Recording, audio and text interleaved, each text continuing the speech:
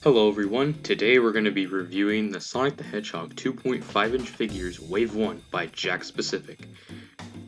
So, let's get into it. So first, let's start off with Sonic. As you'll notice, he has 5 points of articulation in his head, in both of his arms, his legs, and that's about it for the articulation wise. So, as it's a minifigure, it won't obviously get a whole lot of articulation, as this is some of the smallest we've gotten for any Sonic figure. But now, let's talk about design and sculpt, which kind of fit into the same category.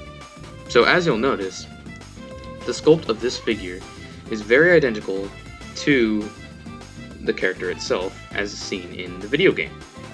I think this is very well done for such a small size, as Jakks Specific has worked with Mario figures in this size before, so having one pretty much in that size works really well. To show an example, here is the Mario minifigure from Jakks Specific, and this is from the World of Nintendo line. However, you can find these repackaged in Target and Walmart, so with the new Super Mario Jakks Specific line. Overall, they're around the same height, which most people really enjoy because people have always wanted a figure sculpt in this size with these figures. So yes, this is a good Sonic figure. I would say this is probably one of the best minifigures we've ever gotten. So here's some bad parts about the figure, since we've gotten with the good parts, which are the sculpts, colors, and stuff like that. You can already tell he's got a lot of everything. But now let's talk about my cons about it, and I really only have a couple. So first off, he has a painted on mouth, and honestly, it doesn't look that great. I would rather appreciate it if they started making the figures with sculpted mouths, because I think those work a lot better with a Sonic minifigure, as it would be more in tell with the Jazzwares figures and Tomy figures. Now, my last gripe with this figure is the legs. As you can see, his legs are kind of bent in a way. These happen with all the figures, and so far that I've seen, every single minifigure have this problem. It isn't much of a problem as it was on purpose, but I feel like they should change it early on so that way they kind of get better at standing up straight, because as you can see, you kind of have to balance him on one leg, because he doesn't really work on two. As you can see, he falls straight down, but if you can get him to balance on one leg. And this is just an honorable mention for a con, which is the number on the back of his shoe. I feel like they should put it on the bottom like they did, like old companies used to with their figures. But there is Sonic. So next, let's do Tails, and already this is a really good looking Tails figure. The sculpt on it is very realistic to the game, and really gives that tone of appearance when it comes to Tails. So, just like Sonic, Tails has 5 points of articulation, except for one thing, which is of course his rotatable tails. You can pop them off, but I don't recommend you do, because obviously this happens with all types of figures. When you move them around and take off parts that aren't really meant to be put off unless you really want them to, then they can get looser and looser until then they just eventually don't come back on, so I don't recommend you do that.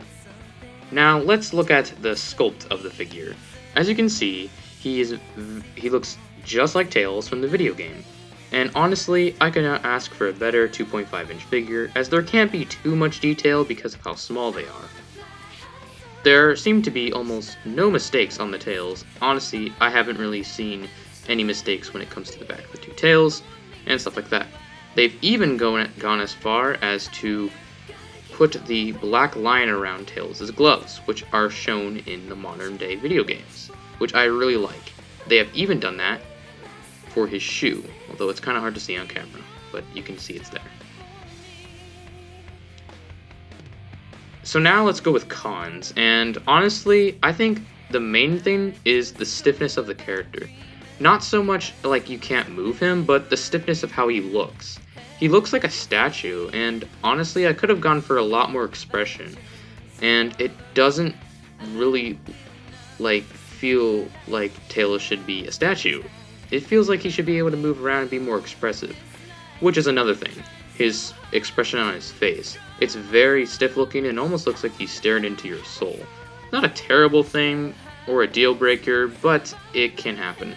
Not to mention, he also has a red painted on smile. And I know a lot of people do not like the painted on mouth. So hopefully Jakks specific learns to sculpt their mouths from now on, as I would really appreciate that. So now let's go with Knuckles, and this is by far my favorite 2.5-inch figure in Wave 1. The sculpt of Knuckles is perfect, and honestly, I cannot ask for a better 2.5-inch Knuckles figure. His shoes are very well detailed, even got his Lego brick shoes. That is awesome. Yet again, he also looks like his dreadlocks could be blocking away from his hands, but it turns out that he's got a lot of articulation in his hands, so much so that he can bring them up. A lot of Knuckles figures have a problem where they have an issue with having the hands be blocked by the dreadlocks, but it looks like right here, as you can see, that they have seemed to fix that problem by spacing out the dreadlocks between his head and his arms, which is a very good idea on Jakks' part. Another thing that is really cool is I really like his pose. It's very basic, but it makes it look like he's ready to fight, and honestly, that is really cool. So honestly, if you find this guy, pick him up, because honestly, it's a really good figure. So now let's go with cons, and already, right away, you're gonna notice the red mouth. You'll notice that a lot of these Sonic figures have red mouths, and honestly, that isn't a deal breaker, but it's just something that I don't really like myself. And the final con I have is actually just the tail. I feel like the tail should be straighter, but honestly, the way he's packaged can be shown that it's hard to put him in without the tail being to the side. It's yet again not a deal breaker, but I would recommend if they started making his tail straighter, because with the Jazzwares figure, his tail was straighter and it didn't bend a bit. But it's not a huge problem with this figure. Now let's move on to Metal Sonic, and well, we've seen Metal Sonic many times before, but I think this is a really good minifigure.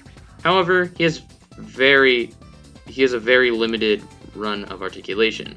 He does, however, have the basic 5 points of articulation within his legs, in his arm, and in his other arm, and including his head.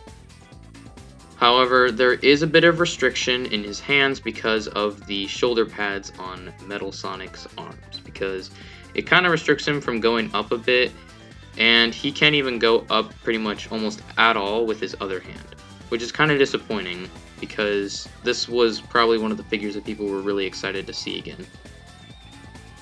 But that is only my real con, except for this one part. It's hard to see on camera, but if you can see, there's a bit of gray that kind of bleeds into his eyeballs, and it's not a huge issue, as you can easily be fixed, or just, not even noticeable. But honestly, if it's a big issue that a bit of it bleeds into the eyes, I wouldn't worry about it. Mine doesn't even have that big of an issue, which I've heard that many people have had different issues with other figures, and this is not one of them, but it's the same issue with the other figures. But you can barely notice it on mine, which I'm really grateful for. The detail on Metal Sonic is probably one of its pros. I like how they detailed the back jet, where he uses his boost in the video games, because Tomy doesn't really seem to know that this actually is yellow and not just painted blue.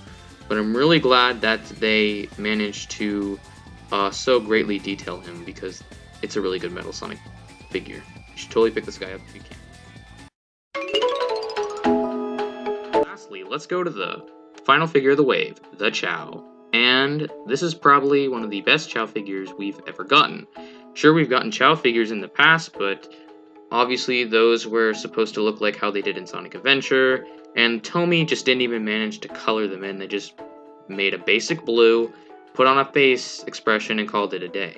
No, Jakks Specific is the exact opposite of that. They put detail on it, on the Chow's wings, on his head piece, on his arms. They colored it perfectly, and this is such a cute Chow figure. He only has 3 points of articulation in his head and in his arms, and that's about it. I honestly do not have any cons with this figure whatsoever, as it honestly is just very basic, but it's super cool. And if you really like Chow, then I recommend that you pick up this Chow figure. He also did come with these rings, which I'm pretty sure, which I know for a fact, are for the diorama sets that Jakks Specific makes, and it comes with 3 rings. Well everyone, I hope you enjoyed this review video of the 5 figures from the Wave 1 of the Sonic the Hedgehog figures by Jakks Specific, the 2.5-inch ones. I will be continuing to make review videos such as these for videos to come. I hope you had a great time watching this video, and I'll see you next time. Peace out everyone, have a great day, and happy hunting!